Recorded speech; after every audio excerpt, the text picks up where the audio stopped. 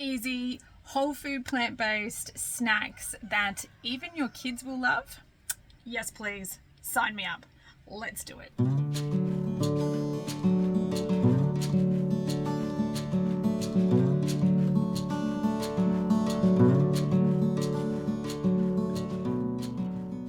Hey guys, welcome back to our place. Today I am going to be prepping some snacks, and if you guys have been around my channel for long enough, you know that it's gonna have sneaky veggies in it.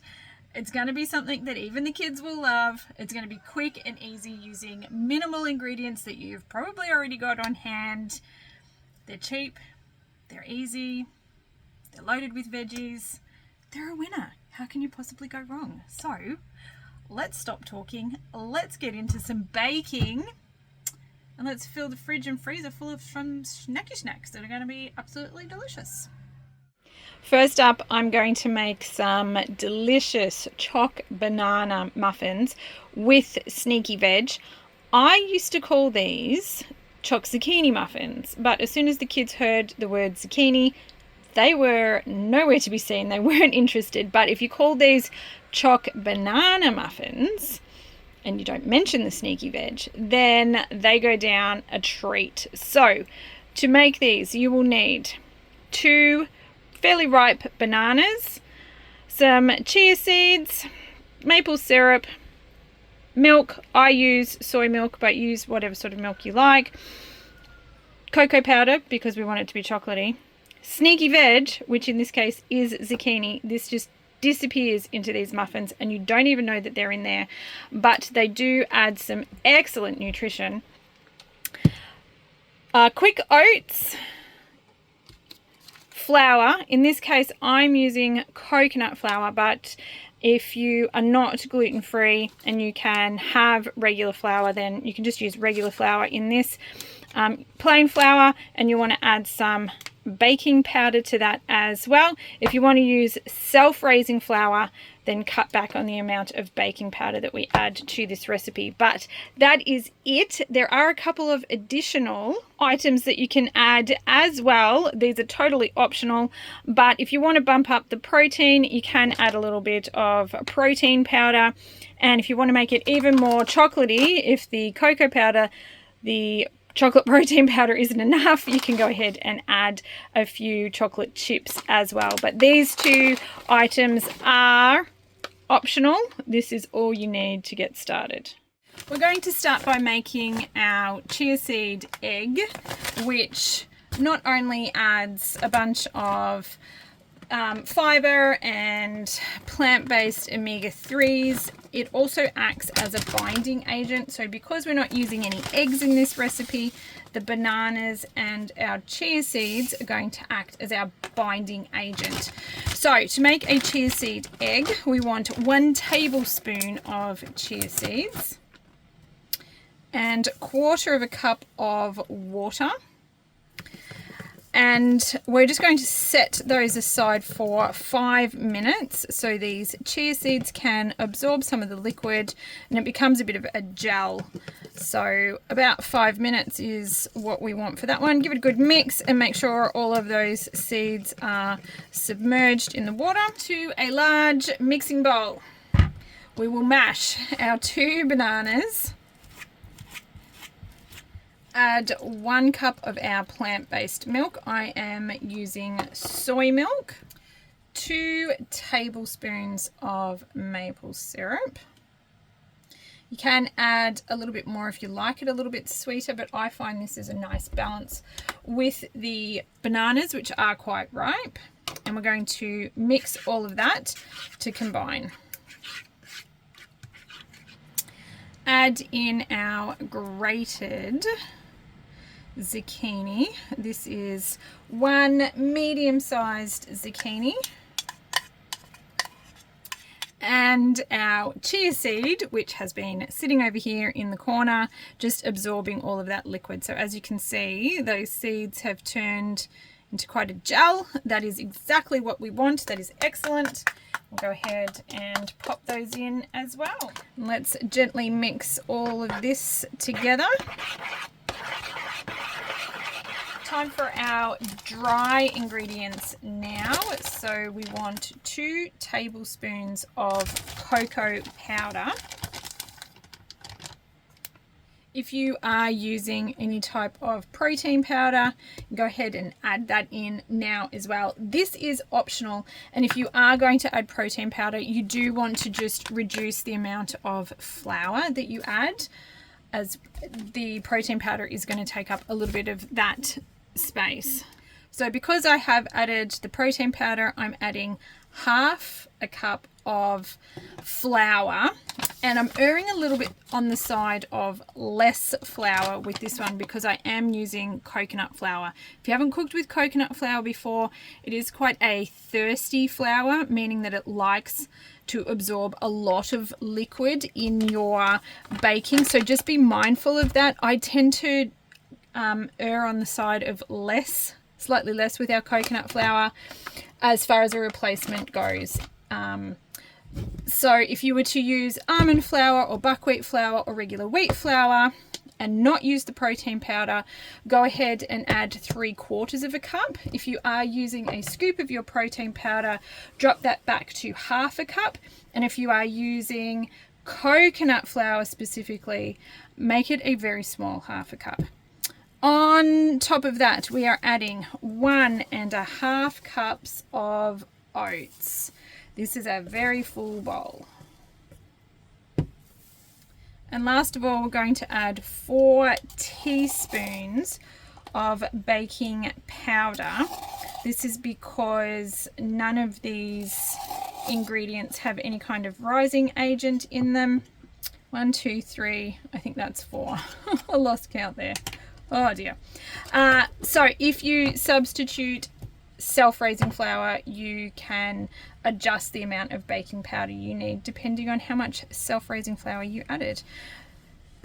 Now it's time to just very gently mix this and attempt to keep this all in the bowl without making a huge mess.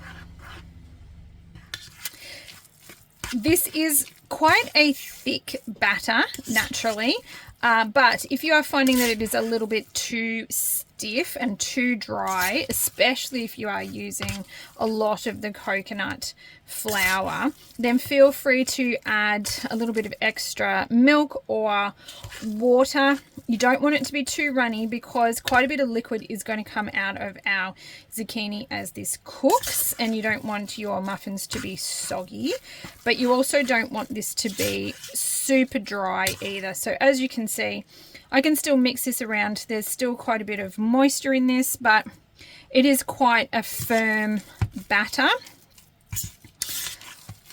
But like I said, if you need to add just a little bit extra moisture, feel free to add a small amount of milk or water, a couple of teaspoons or a tablespoon at a time, depending on how dry you feel like this batter is.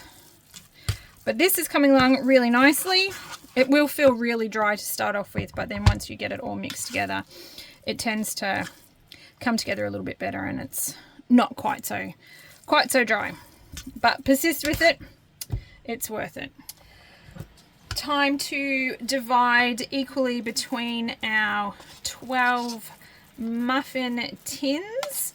I find this makes 12 nice sized muffins, and the way that I like to make sure that it's even is I actually divide my batter. Because it's so thick, I can do that, and I find it really easy just to make sure I get 12 muffins this way.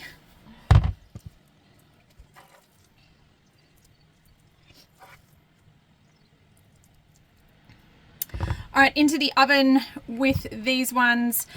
Preheated to 180 degrees Celsius, and you're going to want to cook these for 25 to 30 minutes until they're completely cooked through. As always, just remember my timing is based off my caravan oven, which isn't super great. I tend to cook towards the longer end, more like 30 minutes, but just check it at 25 and see how yours is going. If they're done, pull them out. That's had 30 minutes in my oven. So like I said, check that at about the 25-minute mark and see how yours are looking. You won't get a lot of rise out of these, but you will get a little bit, which is why I did fill them quite high. I'm going to let these cool in the silicone tray for a good 10 to 15 minutes before I remove them and let them finish cooling on a wire rack. But that is our Choc Banana with Sneaky Veggie muffins. Once these are cool, you can pop them in a container. I do keep mine in the fridge, and you can freeze them as well. They freeze really well. That's if they last that long. This is literally 2 days for us. So 2 of these muffins is a serving. There's 3 of us, so there's like 2 days. So it really doesn't go that far, but these are delicious. You can make a bigger batch if you want to, and like I said, you can freeze some or you can keep them in the fridge for a couple of days. I know what you're thinking, what do they actually look like on the inside? So let's go ahead and break into one of these. Look at that, beautiful, delicious, and kid approved, which is what we want. That one's mine. Let's make a delicious carrot cake that you can actually have for breakfast if you want to. The ingredients that you'll need for this one are 2 bananas.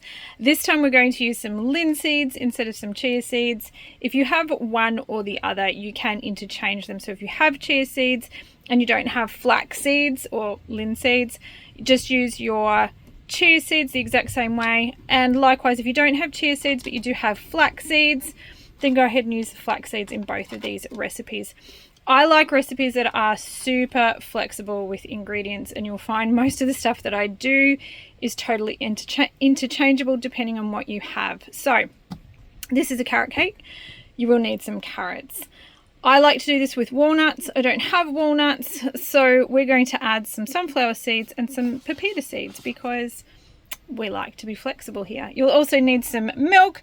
Again, I'm using soy milk because that's what I prefer. Our sweetener is maple syrup. If you don't have maple syrup, you can substitute some brown sugar or any other kind of sweetener that you have that you like.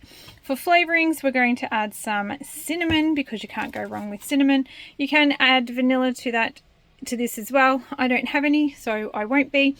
And for our actual cake itself, we will be using some quick oats. This is why you can eat it for breakfast. I will be using some buckwheat flour in this one. Again, use whatever flour that you have. You can use buckwheat or almond or coconut flour, or if you have just plain wheat flour, you can use that as well.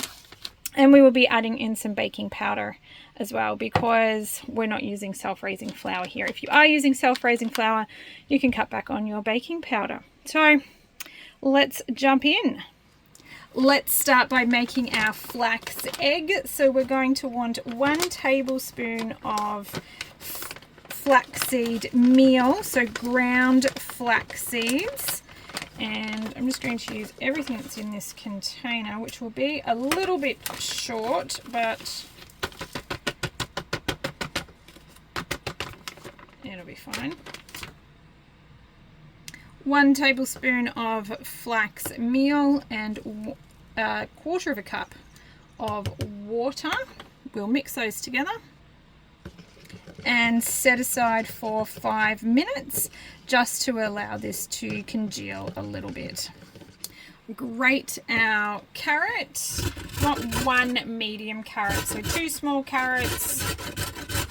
In a large bowl, we are going to mash our 2 bananas.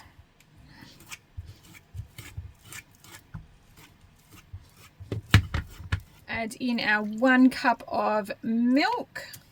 2 tablespoons of maple syrup. Again, if you would like it a little bit sweeter, feel free to add a little bit more maple syrup.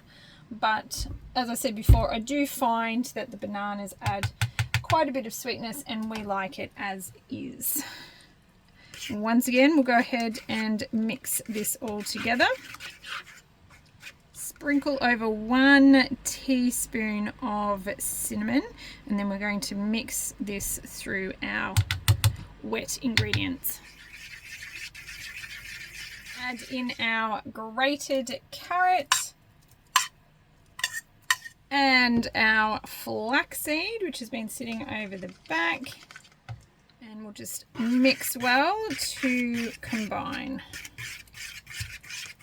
Go ahead and add in your walnuts. If you're using walnuts, you want about half a cup of chopped walnuts. I don't have any walnuts, so we're going in with some pepitas and sunflower seeds. I'm just adding in a tablespoon of each of these. Again, this recipe is really flexible, so feel free to adapt it to the things that you have on hand. It'll still turn out deliciously. 1.5 cups of quick oats.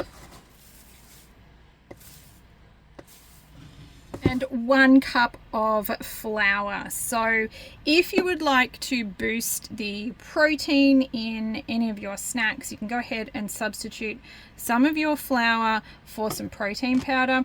All of the types of flours that I'm using here today actually have a fairly decent amount of protein in them. So per 100 grams on our buckwheat has actually got 14 grams of protein, so don't underestimate the protein that is coming from all of these other ingredients, including your oats. But again, if you would like to increase the amount of protein in your muffins or cakes, you can substitute some of your flour for protein powder. Going in with 4 teaspoons of baking powder on this one as well. 3, 4. And we're going to mix this together. Again, like with the zucchini muffins, it will feel quite dry to start off with. Just keep very gently mixing it together. If you find that you need to add a little bit extra moisture, then go ahead and add 1 tablespoon of water or milk. But just see how you go. It tends to start off a bit dry, and then once you actually get everything combined, it's actually not too bad. Once it's all combined, we're going to move it over into a baking dish. This one we can make as muffins as well, exactly the same way as we did the Choc Banana Sneaky Zucchini muffins, but I'm going to do this one as a tray bake. So to a lined baking tray, I do not know what size this is. This came with my caravan and I am yet to measure it, even though I've been promising you guys since I've had the caravan that I will find out what size it is. But any old baking dish will do. I'll go ahead and spread that out so it covers the bottom of our pan.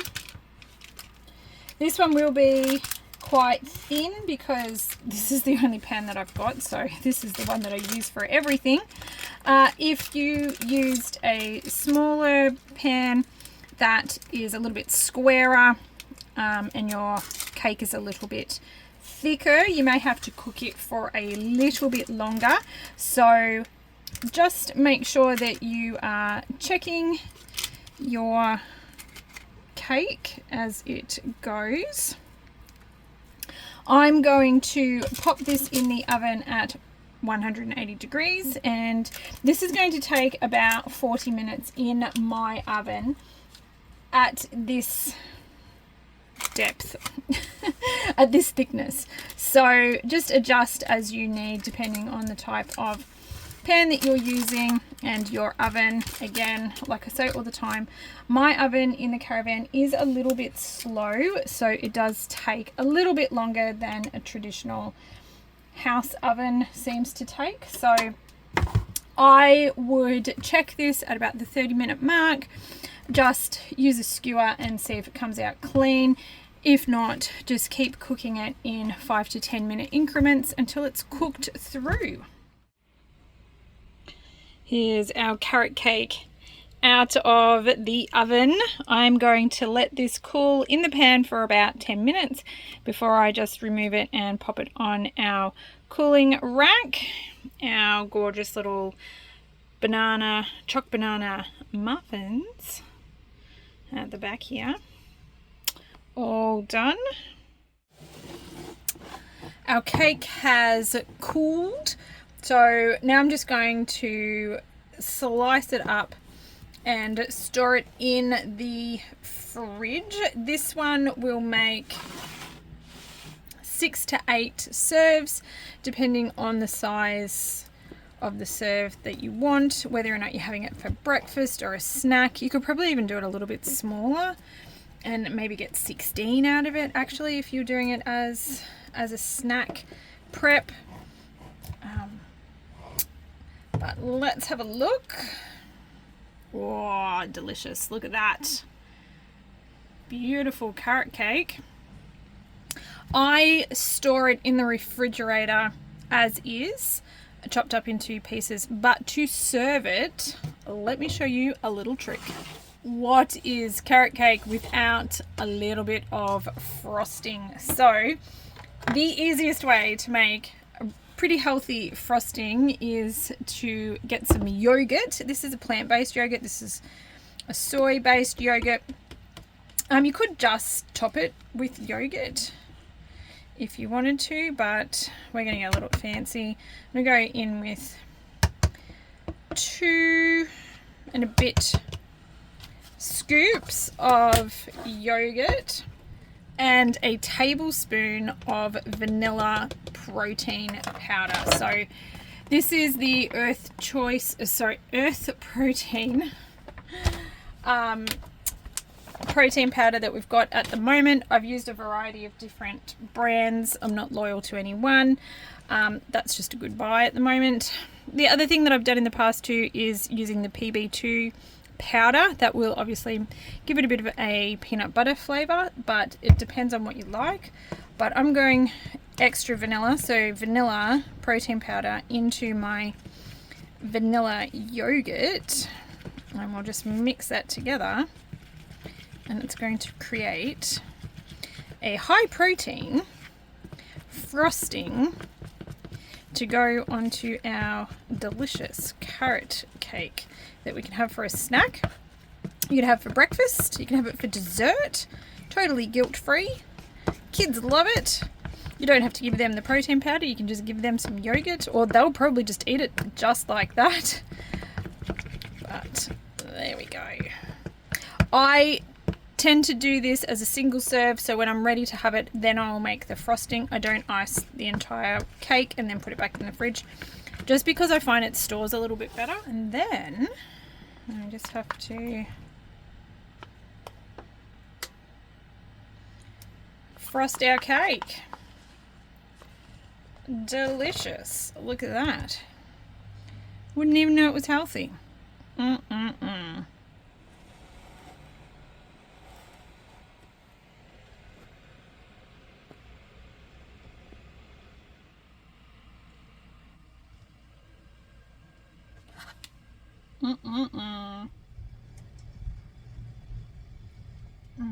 So good.